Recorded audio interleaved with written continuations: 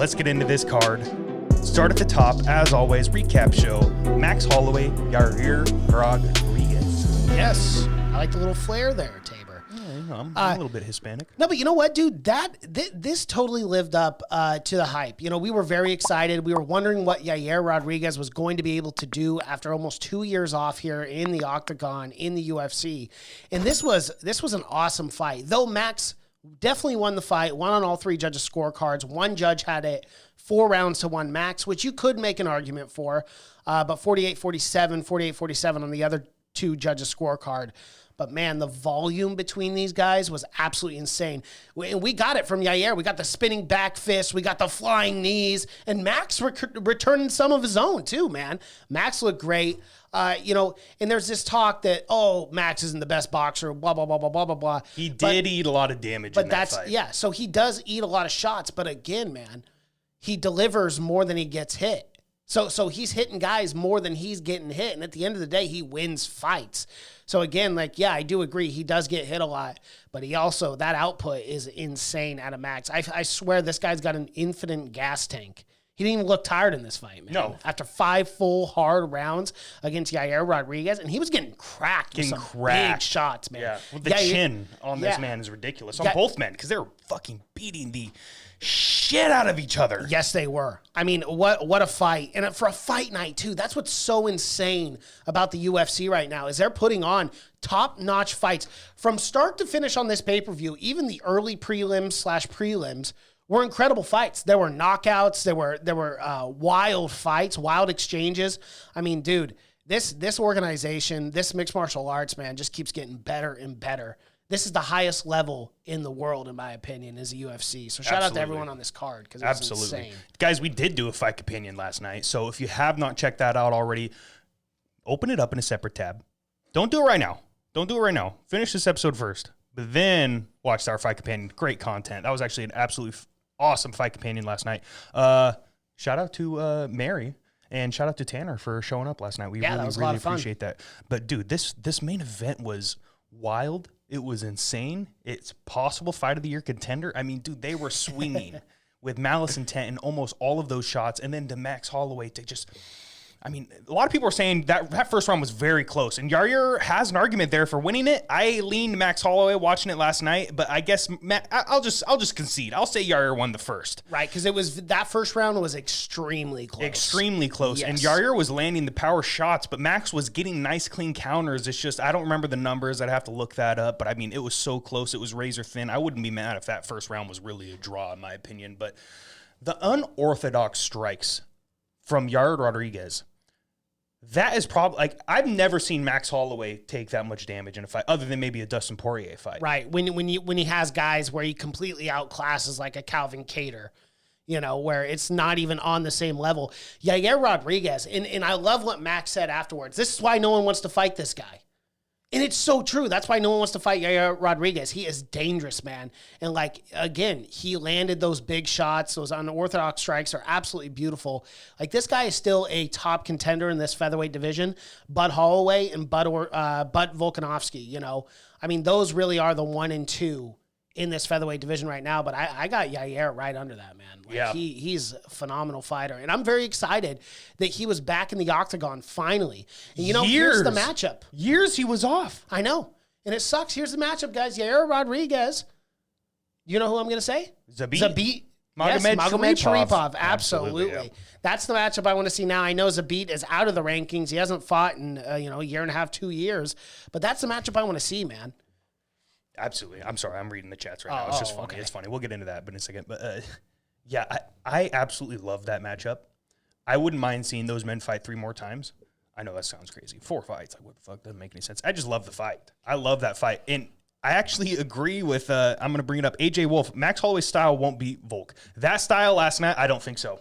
He took way too much damage, and Volkanovski's probably going to look at that fight and try to figure some more things out because if Max Holloway comes into the fight like that, I don't know if I see Max Holloway doing what he did in that second fight there. He took a lot of damage last night, and that's, that has a lot of people on edge. Okay, and I understand that, but stylistically, Alexander Volkanovski and Yair Rodriguez are 2 completely different strikers. That's something we have to address right away, right?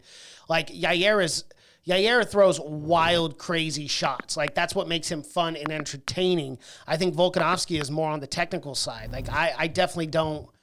I understand what you're saying, but again, I think Max Holloway still makes it very competitive against Alexander Volkanovski. And you got to look at that second fight, man. That second fight was so close between those two. And Max, you can't sit here and honestly tell me anyone else in this featherweight division deserves this shot more than Max Holloway at this point. He didn't have to take that fight. He didn't have to, and he did. Mm-hmm. So, like, at this point, who else would you have? Well, nobody. That's the only matchup to make. That trilogy is going to happen. I mean, Dana was saying that that's the only fight to make right now, and he's looking at making that fight as soon as possible, which is good. You know, give Max Holloway some time. That was a fucking war last night. Absolute war.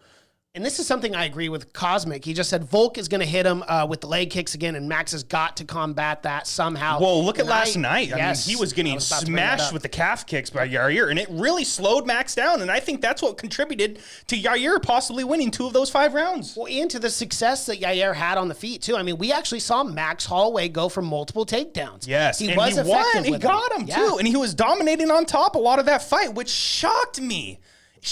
Because that is something you don't see in Max Holloway. He always just outpoints guys, outboxes them, fucks them up on the feet. But he utilized every single strength he had last night, and he really showed that he's a pretty decent fucking wrestler. He's a well-rounded fighter. Yeah. Max Holloway isn't just a striker. Like, if he's able to take a guy like Yair down in multiple times as well, and that's really like the mindset of a champion to be able to go in there, you know, you're getting shoot up in the legs and have the wherewithal to shoot for the takedown because you knew that was affecting Max. You could see it. After that first round, dude, you know, Max stands up and he did a good job of bluffing. I'll be fair, but you could tell it was heavier, man, when he was standing there. It was heavier. So, nonetheless, man, absolutely great fight. I enjoyed this, and I want to bring this up too. We have now said Fight of the Year contender 3 straight weeks in a row. I know. 3 straight weeks in a row. I know. Is that recency bias, or are we just fucking, or are they just that good? Because I think they're just that good, dude. Well, no, you had the Petr Yan, Corey Sandhagen fight, yep. Right? And then now with this UFC 268, you had Justin Gaethje, Michael Chandler, and now you're talking about Max Holloway versus Yair Rodriguez. And a few weeks before that, you had Brian T. City Ortega versus Alexander Volkanovski. Oh, absolutely, man. It is going to be so hard. Our end of the year show is going to be so hard to pick Fight of the Year. Yeah, I think we're going to have to go through and rewatch all of them. The only easy one to me is for right now for all of our awards is probably Fight of the Year. Like, it's got to be Kamaru Usman, correct? Like, it's absolutely. He's pound for pound. You know, pound for pound best. But, you know, we're talking about Max Holloway here. So, obviously, that's the fight they make. I don't know when they make this fight. I'm just very excited for it. But with the performance that Yair put on Max last night, I think I'm all in on Volkanovski winning that matchup, dude. I think he saw those calf kicks really, really hurt Max. And yes, Volk was landing a lot of leg kicks in that second fight, but it wasn't with the ferocity that Yair was landing with, and it didn't slow Max down with the way Yair did last night. So I think that's going to be a huge key coming into this next title fight. And to actually add to your point, too, Max Holloway is not going to have that same success rate with the takedowns that he did against Yair with Alexander Volkanovski. It's just not going to happen. Yeah, so exactly. He's going to have to switch. He's really going to have to play defense when Alexander Volkanovski is constantly going to that calf kick, those leg kicks. He's going to have a very good defense in order to combat what Volkanovski's going to do. Because I'm telling you right now, Max is not going to have that same success. It's just not going to happen against Volk. Yeah, Cosmic, shout out to you, my guy. I agree with Tabor. If Max can get his jiu-jitsu and wrestling up, he can beat Volk. Though Volk is a great wrestler and beats Max there, yeah, I think, you know, if it goes down to the ground, I'm leaning Volk in that fight. We don't see a lot of Volk's ground game, but he's suffocating on top. So Absolutely. It really depends on who lands on top in those exchanges, those scrambles. But even the way Max was taking Yair's back, and he was showing the submission threat, it was beautiful to watch. Obviously, Max Holloway is a very well-rounded fighter. I do agree with you that these are the 2 very best featherweights in the world, but I think we're going to start saying here pretty soon, but Volkanovski. Mm-hmm.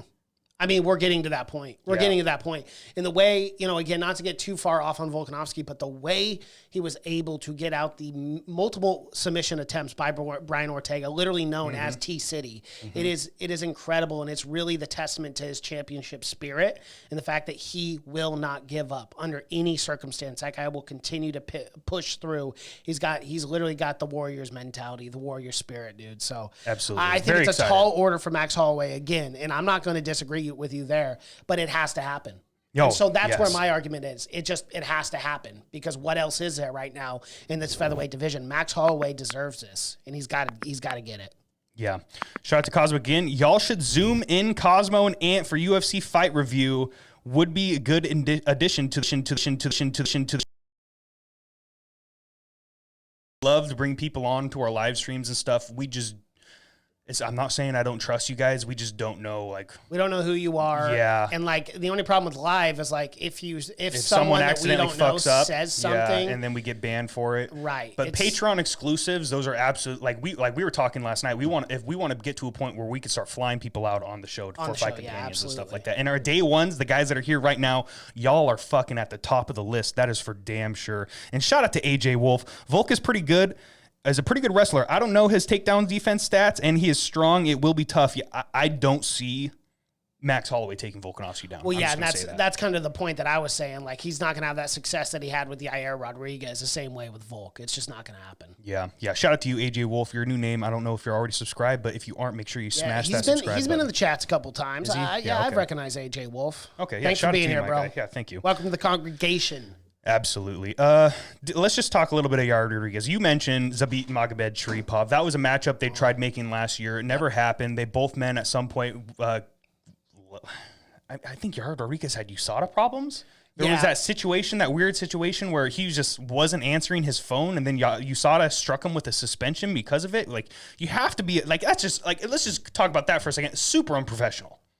Super unprofessional. You have to be available at all times with USADA, and you know the deal, man. I'm not saying that he was purposely avoiding these people. He said he just fucked up as the type of guy he is. He doesn't have his phone on him at all times. But, I mean, there's no excuses for that, man. That suspension was well-deserved. You have to be available for these people at all times. Yeah, no, definitely, absolutely. I mean, you're a professional fighter. That's what you get paid for. You got to have your phone on you. You know, I don't think it's a great excuse, but let bygones be bygones. I mean, out of some of the fighters that we see, like John Jones, Conor McGregor, that's the least of our worries, right? Absolutely. Yeah, you're fucking right. It's not like they're not even comparable in that situation. No. But, I mean, so is it Zabit Magomed-Sharipov the only matchup to make? This man's out of the rankings. He has been fucking gone. Where is Zabit? Where are you? I don't know. I don't know where Zabit's at. It's been almost 2 years since we've seen him in the octagon. It's such a damn fucking shame because that is an elite fighter in that division. I'm not going to say he beats a Max Holloway or Volkanovski. I just don't know yet. But if there's fucking anybody that probably can, it's a guy with a style like that. Yeah. Which is why the Yair Rodriguez matchup was so highly anticipated. Remember when that first got announced? Me and you were fucking hyped for that. Oh, hell yeah. That was a very highly anticipated fight from both of us. We could not wait for that striking matchup, dude. Absolutely could not wait. I'm going to throw a name out here. Now, obviously, you could do the Chan Sung Jung rematch. I don't want to see that, even though, ironically enough, Korean Zombie was ahead on the card there at that point in the fifth round when he threw that spinning elbow that knocked him out. Fucking wild, insane, right? And it's a Korean Zombie, so hard to put away, and he hit him with that crazy elbow. But here's a name. I'm going to throw him out there because I think he deserves a big matchup now that Yair Rodriguez is coming off the loss to Max Holloway. Here it is, Arnold Allen. Oh, yes. He needs a big fight. This man has kind of been in a bit of a limbo. Yeah.